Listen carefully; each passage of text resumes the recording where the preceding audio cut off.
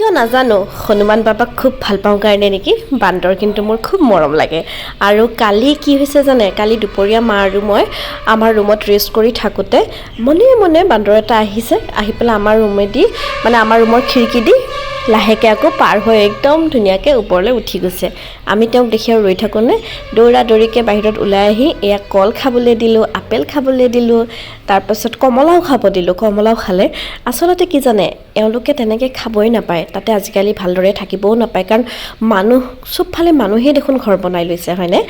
সেইকাৰণে তেওঁলোকক যেতিয়াই য'তেই লগ পায় পাৰিলে অকণমান খাবলৈ দিব কাৰণ তেওঁলোকৰো ভোক লাগে এই যে আমি মন্দিৰে মছজিদে গীৰ্জাই গৈ প্ৰভু বিচাৰি ফুৰোঁ প্ৰভুক